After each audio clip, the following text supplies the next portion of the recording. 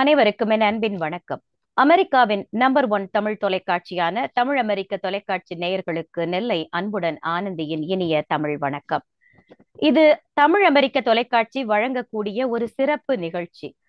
Mukta films 100 கடந்து வந்த வரலாறு. ஏன்னா நம்ம எல்லாருக்கும் முக்தா பிலிம்ஸோட நிறைய வெற்றி படங்களை பத்தி நிறைய தகவல்கள் நமக்கு தெரியும். அந்த குடும்பத்திலிருந்து திரு முக்தா சீனிவாசன் அவர்களின் மகனார் முக்தா ரவி ஐயா அவர்கள் நம்மோடு இணைந்திருக்கிறார்கள். அவரோடு இன்னைக்கு ஒரு சின்ன கலந்துரையாடல் நம்ம ஏற்பாடு பண்ணியிருக்கிறோம். ஐயா வாங்க ஐயா, இனிய வணக்கம். உங்களை சந்திச்சதுல ரொம்ப மகிழ்ச்சி. வருக வருக. வணக்கம்மா. வணக்கம் ஐயா. தமிழ் அமெரிக்கா டிவி நேயர்களுக்கு என்னுடைய அன்பான வணக்கங்கள். நன்றிங்க ஐயா. ஐயா அவர்களை பத்தி, ஏன்னா இதனுடைய முந்தைய பாகமாக நம்ம பாடல்கள் ஒரு பார்வை அப்படின்னு நீங்க எல்லாரும் பார்த்து மகிழ்ச்சி அடைஞ்சிருப்பீங்க. இன்னைக்கு ஐயா அவர்கள் இந்த 100 வருடங்கள், ஏன்னா 100ங்கிறது மிக சாதாரணமான விஷயம் கிடையாது.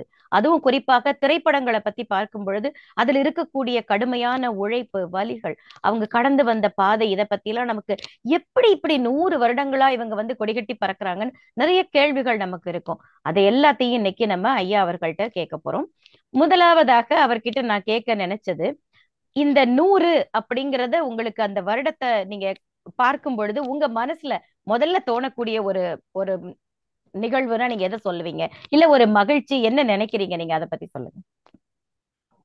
100ங்கிறது எப்படி கணக்கு அப்படின்னா, எங்க அதாவது எங்க பெரியப்பா முக்தா ராமசாமி 1945 பிப்ரவரியில் மாடர்ன் தியேட்டர்ஸ்ல ஜாயின் பண்ணாரு. ஸோ அவருக்கு கிட்டத்தட்ட ஒரு 20 வருஷத்துக்கு உண்டான நாலேஜ் அவருக்கு இருந்தது. அதாவது சைலண்ட் மூவிலேருந்து உள்ள, ஏன்னா அவர் பார்த்து இந்த வேலை அந்த மாதிரி அவர் காரியதரிசியா இருந்தாரு.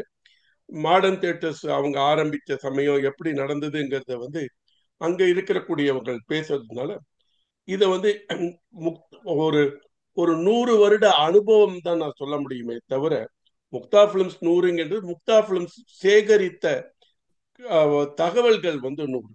அதுதான் இது முதல்ல விஷயம். அது அதாவது என்னன்னா, காளிதாஸ் தான் முதல்ல படம். அது 100 வருடம் ஆகல.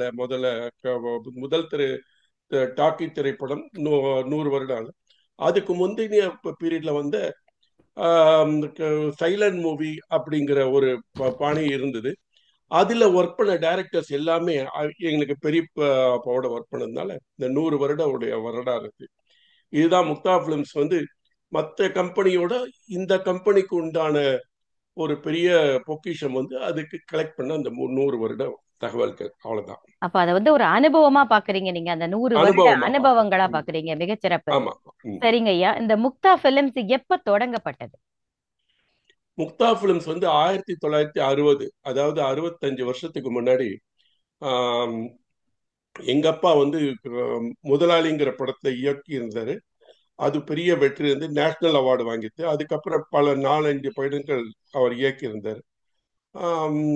அதே போல என் பெரியப்பா மாடர்ன் தியேட்டர்ஸ்ல ப்ரொடக்ஷன் பார்த்துருந்தாரு. அதுக்கப்புறம் பெல் பிக்சர்ஸ், நாராயணன் கம்பெனி போன்ற படங்கள்ல டிஸ்ட்ரிபியூஷன் சைட்ல இருந்தார் அவர். ஸோ அந்த டிஸ்ட்ரிபியூஷன் சைட்ல இருந்து தியேட்டர்களுக்கு DC daily collections, representative collections, இந்த மாதிரி ரெப்ரசன்டேட்டிவ் பேமெண்ட், இது எல்லாத்தையும் ஒரு அத்துப்படியா கத்துனதுனால ஒரு சமயம் அவங்களுக்கு ஒரு கேப் விழுந்தது. அப்ப நம்ம கே சுப்பிரமணியம் சொல்லிட்டு இயக்குனர், அந்த காலத்து இயக்குனர் அவரு. அவர் அவர் பாபநாசம், எங்க அப்பாவும் பாபநாசம், அவரும் பாபநாசம். அவங்களுக்கு ஒருத்தருக்கு ஒருத்தர் அந்யோன்யமா பழகிப்பாங்க. அப்ப எங்க அப்பாவோட பெரியவர் அவர் கே சுப்பிரமணியம். அவர் அந்த காலத்து எம்.எஸ். சுப்பலட்சுமி, எம்.கே. தியாகராஜ பாகவதர் வச்சு படங்கள்லாம் எடுத்தாரு. அதுதான் சொல்றேன் 100 வருட தகவல். அவர் அப்பா பாத்தீங்கன்னா, என்னடா சும்மா இருக்க நீ, இப்ப படம் பண்ணலையா அப்படின்ன உடனே, இல்லைன்னா எனக்கு இன்னும் சரியா அமையலன்னு. அதான் கண்ணன்கிறது எங்க பெரியப்பா பேரு. இப்ப ராமசாமின்னு கூப்பிடுவாங்க, அபிஷியல் நேம். கண்ணன்கிறது வீட்டுல கூப்பிடுவாங்க. கண்ணனை வச்சுன்னு ஒரு படம் எடுண்டா, நீ கண்ணனை நீயும் சேர்ந்து படம் எடுண்டா. ஒரு ஸ்தாபனம் ஆரம்பிச்சு பண்ணுங்கடான்னு சொன்ன உடனே அவருடைய அட்வைஸ்ல தொடங்கப்பட்டதுதான் முக்தா பிலிம்ஸ் 1960. முக்தாங்கிறது வந்து என்னுடைய பெரியப்பாவோட பொண்ணு, பேரு முக்தான்ற பேரு, அவங்க பேர்ல தான் தொடங்கப்பட்டது இந்த முக்தா பிலிம்ஸ் அருமை 1960. அருமை. அப்போ இப்பதான் பாருங்க, எங்களுக்கு அந்த முக்தாங்கிறதுக்கு ஒரு மீனிங்கே எங்களுக்கு இப்பதான் புரிஞ்சிருக்கு. யாருடைய பெயரால் எதற்காக எப்படி தொடங்கப்பட்டதுன்னு. மிகச்சிறப்பு. ஆமா. இந்த முக்தா பிலிம்ஸ்ல சோ அவர்கள், ஏன்னா சோ அவர்களுடைய பங்கு வந்து நிறைய இடங்கள்ல மிகப்பெரிய விஷயம். ஏன்னா அவர் பத்திரிகை துறையா இருக்கட்டும், திரைத்துறையா இருக்கட்டும், ஒரு கலக்கு கலக்குனவர். அவருடைய பங்கு நம்ம முக்தா பிலிம்ஸ்க்கு எப்படி ஒரு உதவியாக இருந்தது? முக்தா பிலிம்ஸ் முதல்ல ஆரம்பித்த படம் பனித்திரைங்கிற படம். நான் ஏற்கனவே நேத்தி உங்க தகவல்ல சொல்லியிருக்கேன். பனித்திரை, இதயத்தில் நீ, பூஜைக்கு வந்த மலர்னு ஒரு படம் எடுத்தோம். அந்த பூஜைக்கு வந்த மலர்ல டைரக்டர் இயக்குனர் சிகரம் கே பாலச்சந்தரோட கதை வசனத்துல எடுக்கப்பட்ட படம். அது கொஞ்சம் பரவாயில்லையாக போச்சு. ஓரளவு ஆவரேஜ் மூவி. நல்ல ப்ராஃபிட் தான் அந்த படம், ஒன்றும் லாஸ் இல்லை. அந்த படத்துல வந்து மெயினா காமெடி பெருசா போச்சு. அதாவது காமெடி வந்து நாகேஷும் மனோரமாவோட காமெடி. நாகேஷ் வந்து ஆப்சென்ட் மைண்டட் ப்ரொஃபஸரா நடிப்பார் அவரு. அதுல அந்த காமெடி சீனுக்குன்னு உள்ள தியேட்டருக்கு வந்து வந்து பார்த்துட்டு இருந்தாங்க.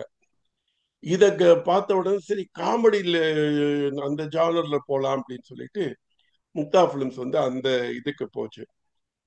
அப்ப டாக்டர் ஜெகதீசன்கிறவர் வந்து எங்களுக்கு நான் ஃபேமிலியின் ஃப்ரெண்டு. அவருடைய கிளாஸ்மேட் ஷோ அவர்கள். அவர் மூலமா ஷோவை கான்டாக்ட் பண்ணி, ஷோ அப்ப நாடகத்துல பிரபலமா இருந்தார். அவரை வந்து திரைக்கதை வசனம் எழுத சொல்லி சொன்னார்.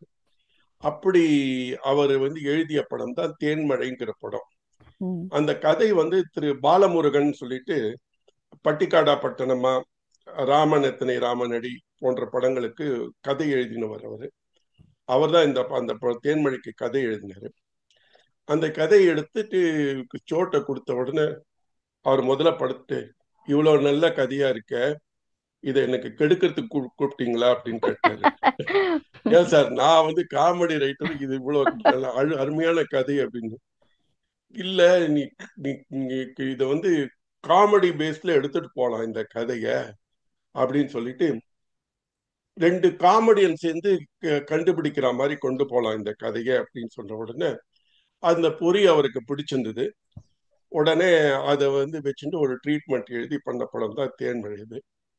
கிட்டத்தட்ட 92 days போச்சு அந்த படம். அருமை அருமை. யூஸ்வலா அந்த காலத்துல வந்து 100 days போகும். அது 92 daysக்கு அப்புறம் அவங்க வந்து டிக்கெட் கிழிச்சு அந்த 100 days கொண்டு வருவாங்க. அது வந்து அந்த ஒரு கலாச்சாரம் பின்னாடி அது ரெகுலரா போச்சு. அந்த ஒரு கலாச்சாரம் அப்ப அந்த காலத்துல ஒரு தவறாக பேசப்பட்டது. டிக்கெட் கிழிச்சு இவங்க படத்தை ஓட்டினாங்கடா அப்படின்னு பேசுவாங்கிறதுனால நாங்க வந்து அந்த 92nd டேயோட நிறுத்திட்டோம் படத்தை. சிறப்பு சிறப்பு. அதாவது ஒரு 100 நாள் படம் தான் நாங்க இது கணக்குல பண்ணோம். அது வச்சுக்கலாம். ஒரு பெரிய வெற்றி படங்க எங்களுக்கு. தேன்மழைங்கிறது ஒரு பெரிய வெற்றி படம். அதுல இருந்து திரு சோ அவர்கள் நினைவில் நின்றவள், பொம்மலாட்டம், 1000 போய் நிறைகுடம் போன்ற படங்களுக்கு கதை வசனத்தை, அதுக்கப்புறம் நடிக்கவும் நடிச்சாரு. சோ சார் வந்து எப்பவுமே ஒரு ரொம்ப கலாட்டவா இருப்பாரு. செட்டுல வந்தான்னு வச்சுக்கோங்களேன், ஏதாவது சேஷ்டை பண்ணிட்டே இருப்பாரு. அந்த சேஷ்டைக்கு தாங்கவே முடியாதது. அது வந்து ஒரு உதாரணத்துக்கு சொல்றேன்னு, சீன் எடுத்துட்டு இருப்பாங்க. அப்பெல்லாம் வந்து உங்களுக்கு தெரியும், இந்த கிளாப் போட்டி கிளாப் பண்ணுவாங்க. இந்த கிளாப் பண்ணி தான் சீன் சொல்லுவாங்க. அதுல வந்து shot number, scene number 10, shot number 3, take 1, take 2, take 3ன்னு. இவர் என்ன பண்ணுவாரு, அதெல்லாம் சாக் பீஸ்ல எழுதியிருப்பாங்க அந்த காலத்துல. இவர் எங்கேருந்தோ ஒரு சாக் பீஸ் எடுத்துன்னு வந்துருவாரு. சாக் பீஸ் எடுத்துன்னு டேக் 2ல பக்கத்துல ஒரு 2 சைஃபரை சேர்த்துருவாரு. 2 சைஃபரை சேர்த்த உடனே நேரக்க அந்த அசிஸ்டன்ட் டைரக்டர் தான் பண்ணுவான். அவன் என்ன பண்ணுவான், அவசரத்துல வந்து அது வந்து கேமரா முன்னாடி அவனுக்கு முகத்தை காட்டக்கூடாதுங்கிற ஒரு பயத்துல சவுண்ட் மட்டும் கட் பண்ணீங்கன்னா இந்த சவுண்டு இந்த டேக் டூ வச்சுதான் அவன் சவுண்ட் வந்து நோட் பண்ணிட்டு அதுதான் வந்து உங்களுக்கு ஃபைனலா வரும். ம். இவன் டேக் டூக்கு பதில் டேக் 200 சோனு அப்பா கத்தினான்னு வச்சுக்கோங்க, அந்த இதுல இருக்கவே மாட்டாரு. வேக கலாட்டாவா இருக்கும். ஒரு 10-15 நிமிஷம் ஷூட்டிங்கே நின்னுடும். மற்றபடி இவர் எங்கேயாவது போய் ஒளிஞ்சுப்பாரு அவரு. இப்படி எல்லாம் கலாட்டா பண்ணுவாரு.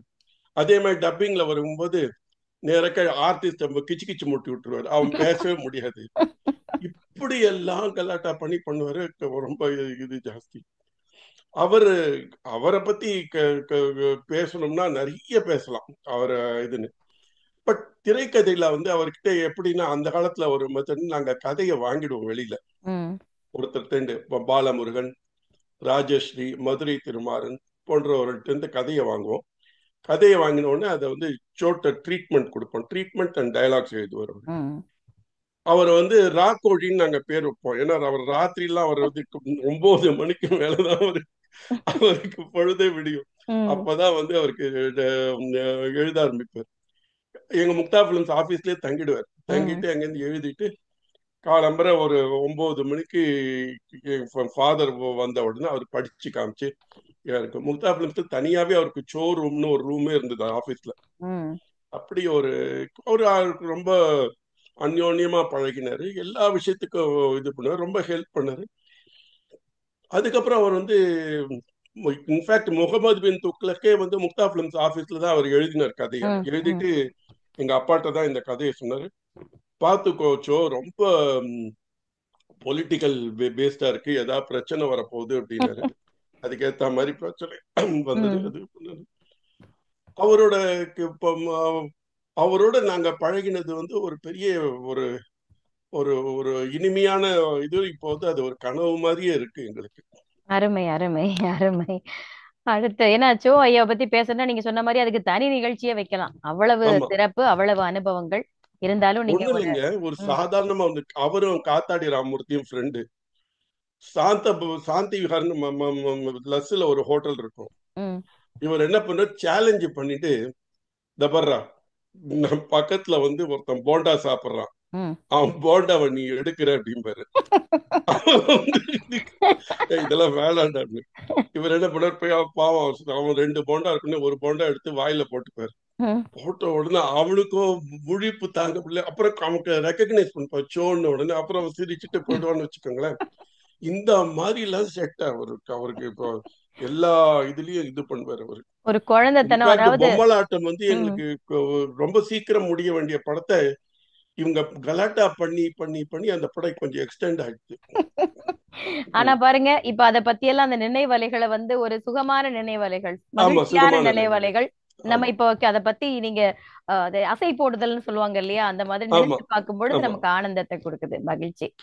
அடுத்து நீங்க வந்து உங்க கண்ணன் என்று அழைக்கப்படுகிற உங்களுடைய பெரியப்பா முக்தா ராமசாமி ஐயா அவர்கள், அவங்களும் நீங்களும் சேர்ந்து இந்த வேலைக்கு அவர் சேர்ந்த உடனேயே அப்போ திரைத்துறை எப்படி இருந்தது? அது வந்து 3 விதமா பிரிக்கலாமா. வந்து என்ன, எங்க பெரியப்பா ஜாயின் பண்ணும்போது மாடர்ன் தியேட்டர்ஸ்ல ஜாயின் பண்ணாங்க. அது வந்து ஃபேக்டரி மாதிரி இருந்தது. அது எப்படின்னா, மாடர்ன் தியேட்டர்ஸ்ல வந்து அங்கேயே எடிட்டிங், அங்கேயே டப்பிங், அங்கேயே ஸ்டுடியோ, அங்கேயே ப்ராசஸிங் இருந்தது. அது மாதிரி அது வந்து ஒரு ஹால் வந்து ரிஹர்சல் ஹால்னு ஒன்று இருந்தது. அந்த ரிஹர்சல் ஹாலில் வந்து அப்பெல்லாம் வந்து பேப்பர் கிடையாது. பேப்பர்னா இருந்தது, பட் ரொம்ப கம்மியா யூஸ் பண்ணது. இப்போ ஒவ்வொரு ரூம் கிளாஸ் ரூம் மாதிரி பிளாக் போர்டு இருக்கும். அந்த பிளாக் போர்டுல கதை வசனத்தை வந்து அங்க வசனத்தை எழுதுவாங்க. அப்ப எம்ஜி சக்கரபாணி தான் நடிகர், எம்ஜிஆரோட அண்ணன் தான் நடிகரா இருந்தார். அவரு எஸ்.ஏ. நடராஜன்லாம் வந்து அந்த போர்டுல டயலாக்ஸை படிச்சுட்டு மனப்பாடம் பண்ணிட்டு நடிக்கணும். இது வந்து ஒரு 6 மாசம் ஆகும். எம்ஜி சக்கரபாணி, வி.என். ஜானகி. அடுத்த ரூம்ல வந்து டான்ஸ் நடக்கும். பத்மினி அவங்க சின்ன பசங்க, அங்க தண்டாயுதபாணி தான் இருந்தாருன்னு நினைக்கிறேன், ஞாபகம் இருக்கு. அவர் வந்து டான்ஸ் இருக்கும், அங்கேயும் போர்டு இருக்கும். அவங்க இந்த ஜதியெல்லாம் நோட் பண்ணிட்டு இது பண்ணி பண்ணுவாங்க. அந்த பக்கம் நடக்கும். இன்னொரு பக்கம் இன்னொரு போர்டுல வந்து ஜி ராமநாதன் வந்து லிரிக்ஸ் எழுதிடுவாங்க. அதை வச்சுட்டு இவர் வந்து டியூன் போடுவாரு. ஸோ அந்த காலத்துல வந்து ஒரு கார்பன் காப்பி இருந்தல்ல, ஒரு ஜெராக்ஸ் கிடையாது, இது கிடையாது. ஒரு போர்டும் சாக் பீஸ் வச்சுன்னு தான் அந்த காலத்துல நடந்த சினிமா அது. டைரக்டர் என்ன பண்ணுவாங்க, காலம்பரை அங்கேயே டிஃபன் சாப்பாடு எல்லாமே அந்த ரிஹர்சல் ஹாலில் தான் நடக்கும். டைரக்டர் வருவாங்க, எல்லாரையும் அந்த ஒவ்வொரு டிபார்ட்மெண்ட்ல பாட்டை கேட்பாங்க, பாட்டு டியூன் பண்ணி போவாங்க. அதே மாதிரி இங்க நடிகர்கள் வந்து எப்படி எப்படி பேசுறாங்கன்னு கேட்டுட்டு எல்லாத்தையும் பண்ணிட்டு கடைசியில ஃபைனல் ஆனதுக்கு அப்புறம் தான் ஸ்டூடியோக்கே போவாங்க. அதே மாதிரி அவங்களுக்கு இந்த மாடர்ன் தியேட்டர்ஸ் பக்கத்துல ஏற்காடுன்னு ஒன்று இருக்கின்றது. அந்த ஏற்காடு சேலம் பக்கத்துல, அங்க ஏற்காடுல ஃபைட்டிங்கு, இந்த வால் வீச்சு, குதிரை ஏற்றம்லாம் இருந்தது.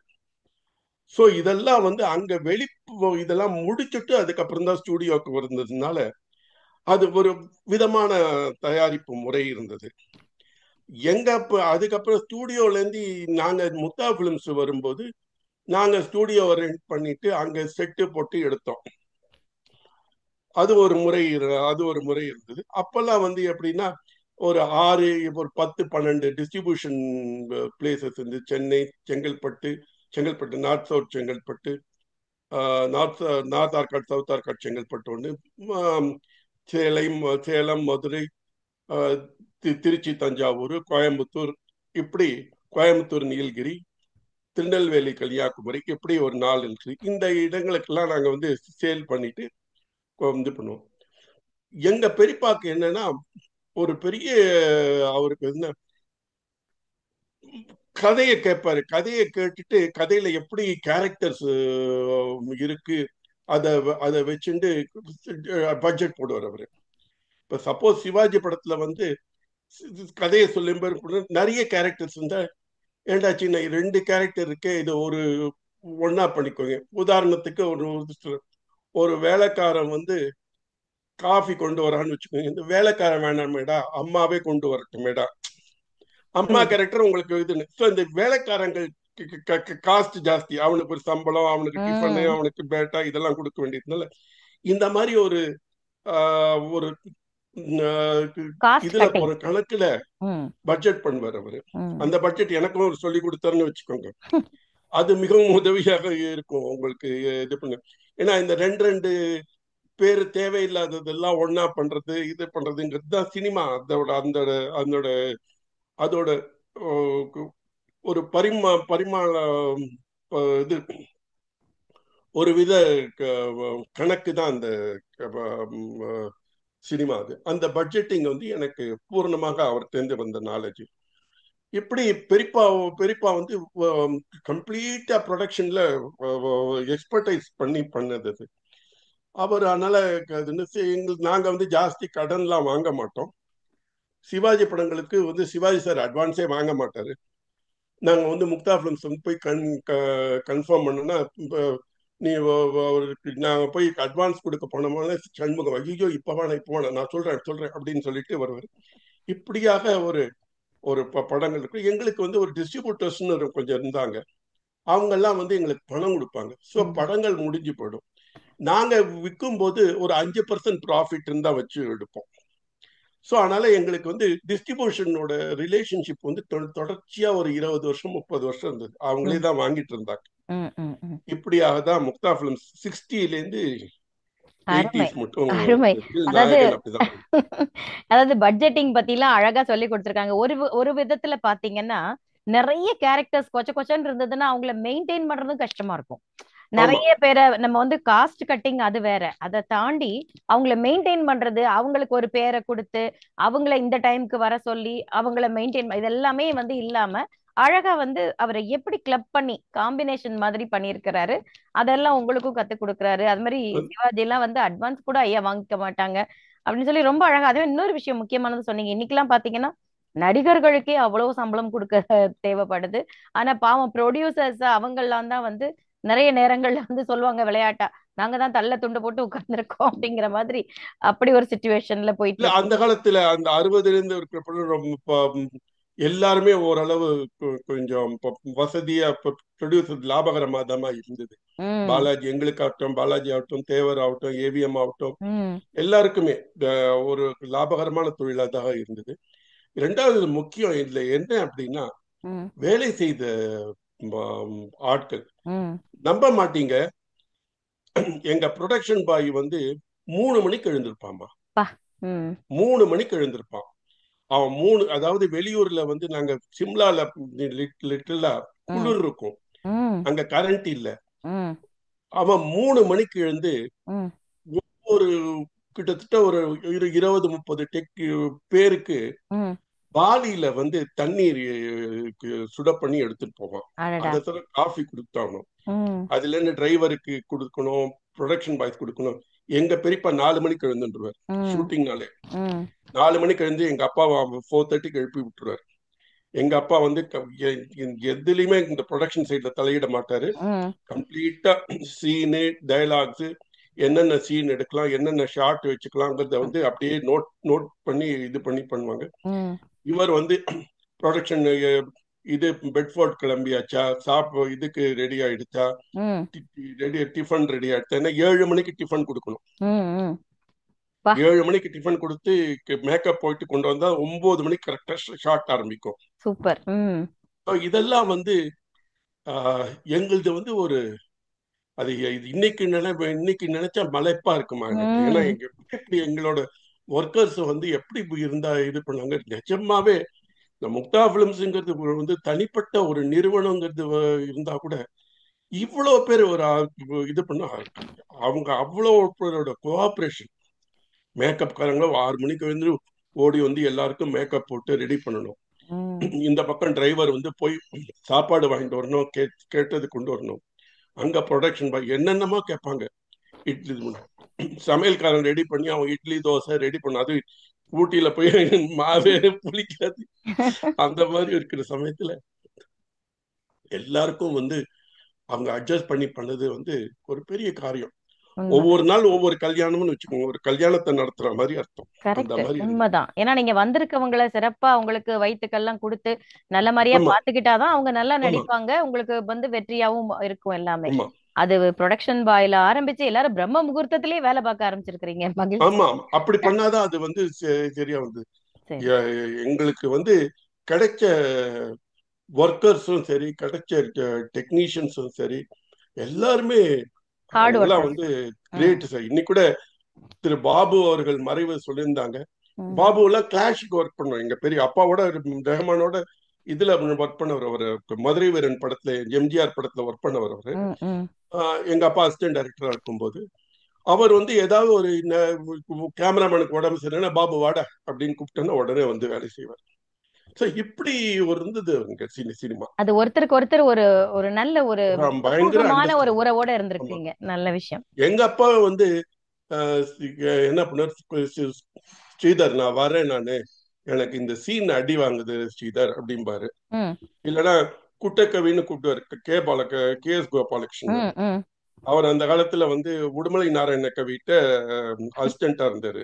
ம் உடுமலை நாராயண இல்லாத சமயத்துல இவர் தான் பாட்டி அது கரெக்ஷன் எல்லாம் பண்ணுவார். அதனால சரி அவர் பேர் சரி. குட்டக்கவின்னு பேரு, கே எஸ் கோபாலகிருஷ்ணன். ம் ம் ரொம்ப இது அதனால கேன்னு கூப்பிடுவார் குட்டக்கவிங்கிறது.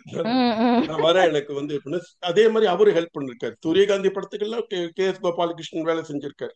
சிறப்பு சிறப்பு. அதெல்லாம் இது பண்ணு. கே எஸ் கோபாலகிருஷ்ணன் வாழையடி வாழைக்கு கப்பாட்டத்தில் ஐடியா கேட்பாரு. இப்படி ஒரு ஒருத்தருக்கு ஒருத்தர் ஒரு அனுசரணையா ஒரு இருந்திருக்காங்க. பரஸ்பரமான ஒரு ம் நட்பு, பரஸ்பரமான ஒரு இது, இதெல்லாம் வந்து இருக்கு. ஏன் எம்ஜிஆரே வந்து உலகம் சுற்றும் வாலிபனுக்கு ஒரு சீன் வந்து அப்பாட்ட கேட்டு அந்த படத்துல இன்னைக்கு இருக்கு. அவர் கண்ணாடியில இருந்து உடைச்சிட்டு வந்து டாடா காம்பர் இன்டர்வெல்ல ம் அங்க ஃபைட்டு வச்சுக்கலான்னு, வேண்டாம் ஃபைட் வேண்டாம், நீ இப்படி வச்சுக்கோ, நீ நல்லா இருக்கும்னு சொல்லிட்டு நான் பண்றேன் மூலமா அப்பாக்கு சொன்ன உடனே கிளாப் அடிச்ச உடனே எம்ஜிஆருக்கு ரொம்ப சந்தோஷமா போச்சு. ம் கூப்பிட்டு பாராட்டினார் எங்க அப்பா. நல்ல விஷயம். அதாவது அந்த மாதிரி போட்டி பொறாம ஒருத்தருக்கு இல்லாம ஒருத்தர் இதெல்லாம் சுமூகமா வந்து வெளியில இருந்திருக்காங்க. தெரியாதே ஆ, தவிர ஒருத்தருக்கு ஒருத்தர் ஒரு அனுசரணையான இந்த பீரியட் மாதிரி. அருமை அருமை. சொல்லுங்கம்மா. அடுத்து முக்கியமான ஒரு விஷயம் கேட்கணும் உங்ககிட்ட. சிவாஜி கணேசன் நம்ம முக்தா பிலிம்ஸ்ல எப்படி வந்து தொடர்ந்தாங்க, எப்படி தொடங்கினாங்க அவங்களுடைய ஒரு எப்படி இணைந்த கதை? சார், சிவாஜி கணேசனோட 5வது படம் வந்து அந்த நாள்னு ஒரு படம். அந்த படத்துக்கு வந்து எங்க அப்பா தான் அசோசியேட் டைரக்டர். அவர் தான் வந்து கம்ப்ளீட்டா சிவாஜிக்கு வந்து டயலாக்லாம் சொல்லி இது பண்ணுவார். டயலாக்லாம் சொல்வாரு. சிவாஜி அதை கேட்டுப்பார். சிவாஜிட்ட என்ன ஒரு பழக்கம் அப்படின்னா, கம்ப்யூட்டர் மைண்டு. ஒரு தடவை அப்படி கேட்டுட்டாருன்னா அப்படி மனசுல அப்படியே ஏறிடும்.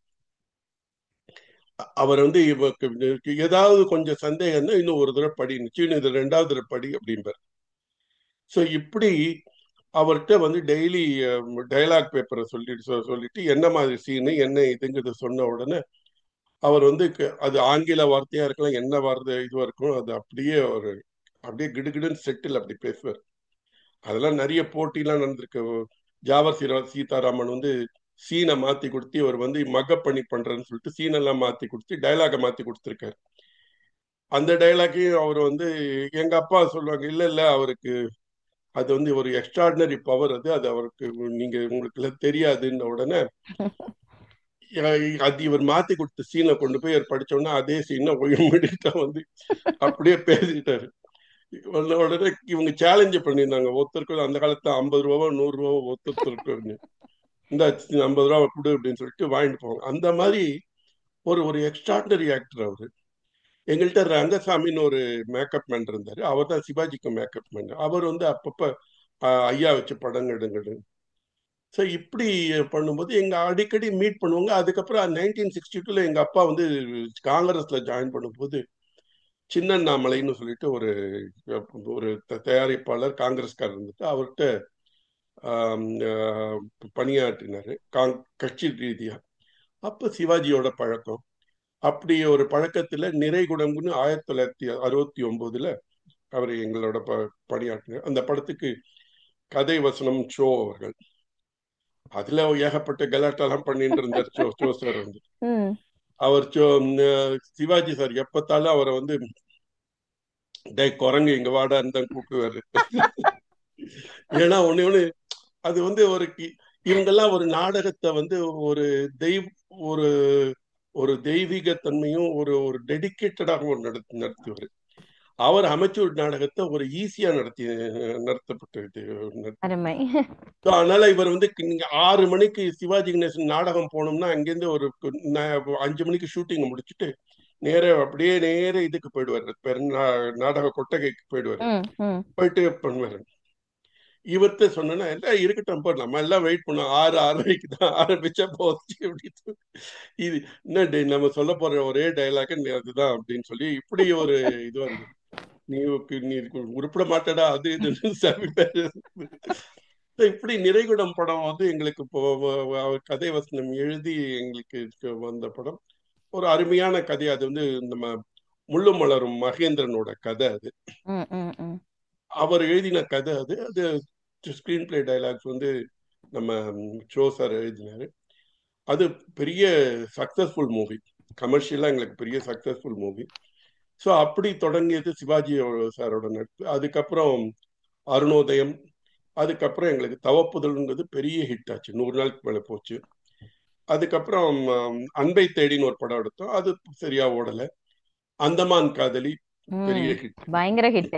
அந்தமான் காதலி, இமயம், அப்புறம் கீழ்வானம் சிவக்கும். இப்படி சினிமா பைத்தியம்னு ஒரு படத்துல வந்து கெஸ்ட் ரோலா பண்ணாரு. அவருக்கும் எங்களுக்கும் ஒரு பரீட்சைக்கு நேரமாச்சுன்னு ஒரு படம், அதுவும் பிரமாதமா ஓடித்து. அதுல வந்து ஒரு ஐயங்கார் வேஷமாவே போட்டு பண்ணாரு. அந்த ஐயங்கார் வேஷம் போடும்போது அவர் வந்து நான்வெஜ் கூட சாப்பிடாம அந்த கேரக்டராகவே மாறிட்டார். அவங்க கமலா அம்மா பொண்ணு, என்னங்க இது நீங்க வந்து அவர் ஐயங்காரா மாத்தி விட்டுட்டீங்களேன்னு அந்த அளவுக்கு நாமத்தை போட்டுட்டு பஞ்சகஜம் கட்டிட்டு இது பண்ணிட்டு அந்த பாஷையெல்லாம் பேசிட்டு ரொம்ப, அதாவது ஒரு டெடிகேட்டட் ஆர்டிஸ்டுங்க. அதை விட்டுட்டு சிவாஜியை பத்தி பேசணும் இருக்கணும். ஒரு சின்ன உதாரணம் இதுக்கு சொல்றேன் நானு. நாங்க கீழ்வானம் சிவக்கம் எடுக்கும்போது டிராமாவா இருந்தது. அது நான் தான் தயாரிப்பாளர். நான் இந்த டிராமா ரொம்ப நல்லா இருக்கு, சிவாஜி படத்துக்கு சிவாஜிக்கு ஏற்ற மாதிரி இருக்குன்னு சொல்லிட்டு நாங்க சொன்னோம். உடனே எங்க அப்பா அப்புறம் பார்த்தாரு. பார்த்தோன்னு நல்லா இருக்குன்னு உடனே சிவாஜி சார் பார்த்தாரு நாடகத்தை. ஆர்ஆர் சபால பார்த்தாரு. ஆர்ஆர் சபால பார்த்த உடனே அப்ப விசுவும் பிரதர் ராஜாமணி அடிச்சிருந்தார். சிவாஜி சார் அவருக்கு நாடகத்தை பார்த்தாரு, கண்ணை மூடிக்கிட்டார். இவர் ஃப்ரண்ட் ரோல உட்கார்ந்து இருக்காரு. இவங்க எல்லாரும் அந்த சிவாஜி சார் கண்ணை மூடின உடனே கண்ண முடிந்தவொடனே விசுவுக்கு அது என்ன ஒரு பரபரப்பு. அவர் பாதி இன்டர்வலோட அவர் போயிட்டார். போயிட்டு கது போட்டு நாளைக்கு வாங்கப்பா நம்ம பேசி நம்ம பண்ணிக்கலாம் அப்படிங்கிற மாதிரி சொல்லிட்டார். நான் மேடைக்கு கூப்பிட்டாரு. மேலே போன உடனே விசு வந்து என்ன இந்த இன்னைக்கு இன்சல்ட் மாதிரி இருக்கு, ஃப்ரண்ட்ல உட்காந்து எதுவுமே இது பண்ணாம பாராட்ட வேண்டாம், எங்களை இன்சல்ட் பண்ணிட்டாரு அது இதுன்னு. இல்ல இல்ல விசு, அது உங்களுக்கு தெரியாது, அவர் கவனிக்காம இது பண்ண அவர் நாளைக்கு வாங்கன்னு சொன்னோன்னா அவருக்கு கதை பிடிச்சிருக்கு அப்படின்னு. எனக்கு நம்பிக்கை இல்லை அப்படின்னு சொல்லிட்டு சொன்னார். மறுநாள் காலம்பரை விசு வேண்டாம் விருப்பதான் வந்தாரு. நேர சிவாஜி சார் வீட்டுக்கு போனோம். போன உடனே அவர் என்ன பண்ணாரு, நேரக்க அவர் அப்படியே அந்த கேரக்டரா மாதிரி, வா விசு உட்காருப்பா, இப்படிதான்ப்பா பேசணும் டாக்டருங்கிறவன். உங்க அண்ணன் பயங்கரமா கத்தின்னு இருந்தா, இப்படி கத்தி பேசினா எந்த டாக்டரும் பேச மாட்டாப்பா, ஏன்னா பேஷண்ட்டே நொந்து போய் வரா, அவன்கிட்ட வரும்போது ஒரு அனுகூலமா பேசணும் அப்படின்னு சொல்லிட்டு ஆரம்பத்திலேருந்து இன்டர்வல்ல நடந்த அத்தனை டைலாக் அப்படியே சொல்றாரு. விசுக்கு அப்படியே ஆச்சரியப்பட்டு போயிட்டு அப்படியே வாயே பொழந்துட்டான். என்ன சார் இது, என்ன சார் இதுட்டு. அதாவது ஒரு இந்த இந்த மந்திரவாதி வேப்பில அடிச்ச மாதிரி இப்படி அப்படியே சொல்றாரு டைலாக். அதுவும் வந்து எனக்கு ராஜாமணி கத்துறான்னு சொல்றாரு. பட் இவர் வந்து, வா செந்தில் உட்காருப்பா, நீ என்ன வெட்டணும்னா தபர்ப்பா, 5 அடி 6 அங்குலம் இருக்கு, ஒரு 3 அடி இருக்கு, நீ வெட்டுப்பா உனக்கு வந்து. ஆனா நான் காரணம் தெரியாம உனக்கு கண்ணு கொடுக்க மாட்டேன். இப்படிதான் அவர் பேசுவார். ஏன்னா டாக்டருங்கிறவன் கொஞ்சம் வந்து இது எமோஷனல் சமயத்துல பேசலாம், ஆனா இது வந்து ரொம்ப சாஃப்டா பேசணுங்கிற ஒரு இலக்கணத்தை கொடுத்தவர் சிவாஜி கணேசன். அருமை அருமை அருமை. ஆமா, இந்த மாதிரி எல்லாம் நிறைய அனுபவங்கள், ஒன்னு ரெண்டு இல்ல, சிவாஜி சாரோட இருக்கிற அனுபவங்கள் பாத்தீங்கன்னா ஏகப்பட்ட அனுபவங்கள். ரொம்ப அருமையான இது. அருமை சார், சொல்லிட்டு அருமை. இருந்த நேரம் பத்தாது, ஆமா, அதுக்கு தான் நான் ஏன்னா உங்களுக்கு நம்ம சொல்றேன். நம்ம இது வருங்காலத்துல மேபி நம்ம இப்படி வச்சுக்கலாம். இப்ப குறிப்பிட்ட ஒரு நடிகரை எடுத்து அவரோடு முக்தா பிலிம்ஸ் அனுபவங்கள்னே நம்ம நிகழ்ச்சி பண்ணலாம் போல இருக்கு. அவ்வளவு சிறப்பான தகவல்கள், நன்றி. அடுத்து ஒரு முக்கியமான கேள்வி கேட்கணும்னு நினைச்சேன். நம்ம எல்லாரும் ஆவலோட இருப்பாங்க, ஏன்னா ஜெயலலிதா அம்மா அவர்களுக்கும் முக்தா பிலிம்ஸ்க்கும் உள்ள தொடர்பு எப்படி ஏற்பட்டது? அதாவது 1957ல எங்க அப்பா முதலாளிங்கிற படம் எடுத்திருந்தாங்க. அந்த படத்துல வந்து நம்ம அந்த படத்துக்கு எடுத்த தயாரிப்பாளர் வந்து எம்ஏ வேணும். அவர் வந்து சம்பூர்ண ராமாயணம்னு ஒரு படம் எடுத்திருந்தார். சம்பூர்ண ராமாயணம் பெரிய பட்ஜெட் படம். அதாவது சிவாஜி, பத்மினி, சந்தியா, இவங்க எல்லாம், S V Rangarao, N T Ramarao, இப்படி பெரிய பட்ஜெட் படம். ஒரு சின்ன படம் எடுக்கிறதுக்கு அந்த என்ன தியேட்டர் வந்து ஸ்டூடியோ ஒரு லீஸ் எடுத்திருந்தால சின்ன படமும் எடுக்கணுங்கிறது முதலாளிங்கிற படத்துல இருந்து. அந்த முதலாளி படத்துல எடுக்கும்போது இவங்க எல்லாரும் வந்து ஒரே இதுலதான் ஸ்டே பண்ணுவாங்க. அதாவது சேலம்ல அவங்களுக்கு இந்த குவார்டர்ஸ் மாதிரி கொடுத்துருந்தாங்க. அதுல சந்தியா பக்கத்து ரூமும் எங்க அப்பாவோட ரூமு. சந்தியா வந்து எங்களுக்கு ரிலேட்டிவ்ங்கிறதுனால ரொம்ப அனுகூலமா இருப்பாங்க. சீனுக்கு சாப்பாடு கொடுங்கன்னு அவங்க தான் வாங்கி வச்சுப்பாங்க, இது பண்ணுவாங்க. டே சீனு இந்தடா ஒன்று சாப்பிடவே இல்லையாடா அப்படின்னு சொல்லிட்டு இது பண்ணுவாங்க. ஸோ சந்தியாவோட இருக்கிற பழக்கத்துல எங்களுக்கு இருக்கும். அதே மாதிரி எங்களுக்கு அமைந்த ஒரு நண்பர்கள் வந்து வி கோபாலகிருஷ்ணன் ஒரு, அவர் வந்து அவரும் வந்து எங்களுக்கு சந்தியாவோட பழக்கம். இன்ஃபேக்ட் வந்து அவர் எப்படின்னா, ஜெயலலிதாவை வந்து ஸ்கூலுக்கு கொண்டு விடுறது இதெல்லாமே அவர் வண்டியில அழைச்சி போய் கொண்டு விடுவார் அவரு. எங்க அப்பாவும் கூட போவாங்க. இதுல சர்ச் பார்க்கு இதுக்கு போகும்போது எப்படியா பழகும்போது 62ல அவங்க நடிகை இருந்தாங்க. அந்த 62 சமயத்துல நாங்க வந்து பூஜைக்கு வந்த மலர்ல சந்தியா அம்மா நடிச்சாங்க. ஸோ இப்படி அவங்க தொடர்பு வந்தது.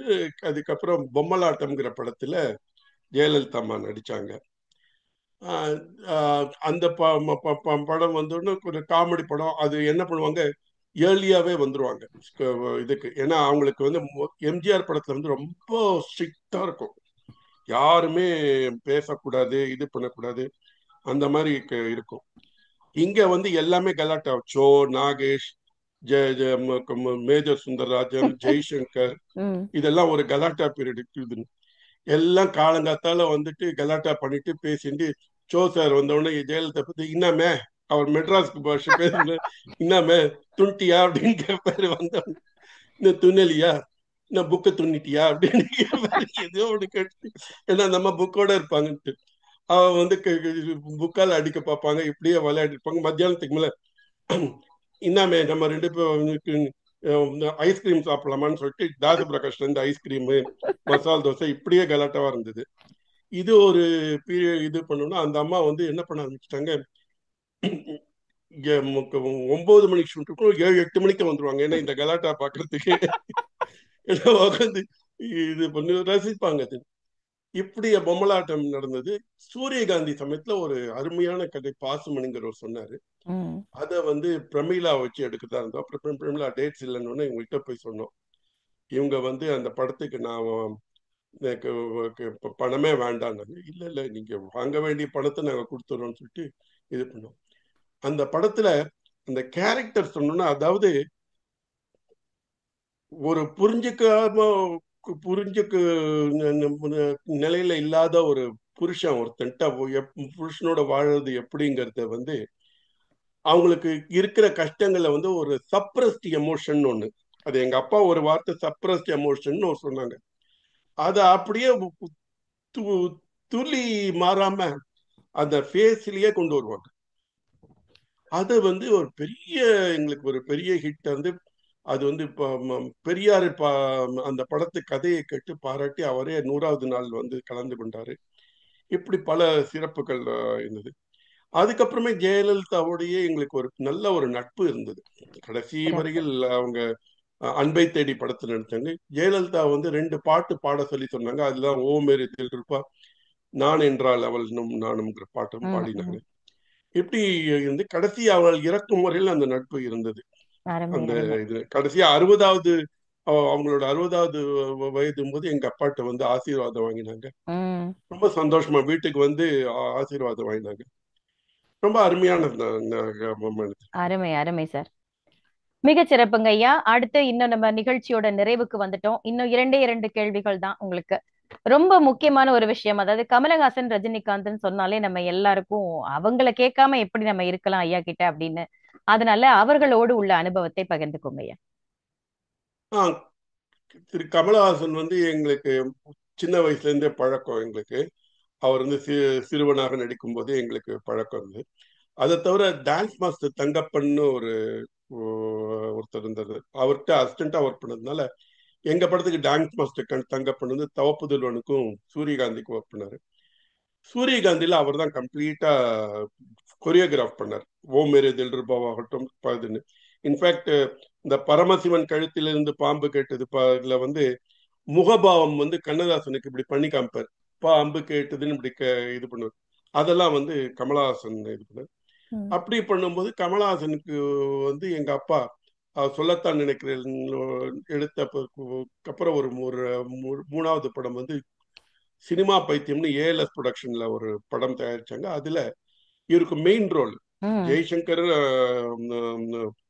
ஹீரோவா இருந்தா கூட இவருக்கு மெயின் ரோல் இது. அதுல ம். நடிச்சாரு.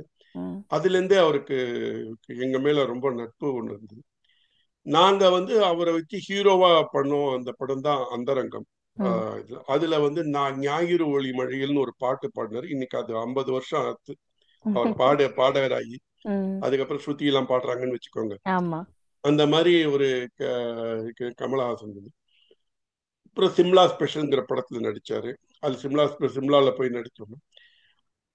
ஒரு காட்ஃபாதர் கதையை சொன்ன உடனே அவர் நாயகன்கிற படத்துல எங்க தயாரிப்புல நடிச்சாரு. அவர் மணிரத்னம் இது பண்ணுனா கொஞ்சம் பெட்டரா இருக்கும், தனக்கும் அவருக்கும் உள்ள அண்டர்ஸ்டாண்டிங் பெட்டரா இருக்குங்கிறதுனால அது பண்ணாரு. அந்த படம் பெரிய ஹிட் ஆகி இப்ப ரீரிலீஸ் பண்றோம். ம். அதுல உலக நாயகன்ற பேரு வந்தது இந்த படத்து மூலமா வந்தது. அந்த அளவுக்கு கமலஹாசனுக்கும் எங்களுக்குள்ள தொடர்பு. ரஜினிகாந்த் வந்து ஏற்கனவே நாங்க வந்து ஒரு அந்தரங்கம் படத்துக்கு புக் பண்ணதுக்கு போகும்போது எங்க அசிஸ்டன்ட் டைரக்டர் வந்து இவன் பையன் கருப்பா இருக்கான் அப்படின்னு சொல்லிட்டு சதீஷ்ங்கிற புக் பண்ணிட்டு வந்துட்டார். அதை ஞாபகம் வச்சுட்டு எப்பவுமே எங்களை பார்த்தால ரஜினிகாந்த் கலாய்ப்பாரு. அவர் வந்து அப்படியே அவருக்கு தெரியும். எங்களுடைய பார்ட்னர் வந்து வேணு செட்டியாருங்கிறவர் வந்து முள்ளும் மலரும் படத்துல எடுத்தாரு. அவர் எங்கள்கிட்ட வேலை செய்த மகேந்திரன், நிறைகுடம்ல வேலை செய்த மகேந்திரன் தான் அந்த படத்துக்கு இயக்குனர். அதுல சில பிரச்சனைகள் வந்தது, அதுக்கெல்லாம் அப்பா ஹெல்ப் பண்ணாங்க. இந்த நட்புகள் இருந்திருந்தது. அதுல ஒரு ரஜினிகாந்த் எங்களோட இது பண்ணுவோம்னா பொல்லாதவனுங்கிற படத்துல ஹீரோவா நடிச்சாரு. ரொம்ப சாஃப்ட், எதுவுமே எதிர்பார்க்காது.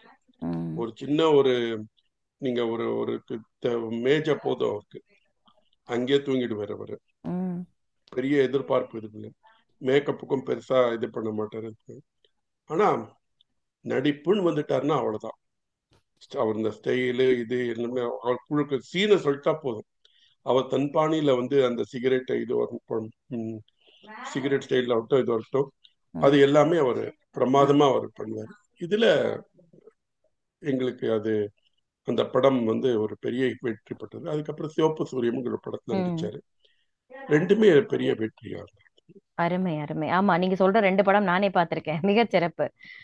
நிறைவு கேள்வியாக உங்களிடம், ஏன்னா நிறைய பேரோட நிறைய படங்கள், நிறைய வெற்றி படங்கள்.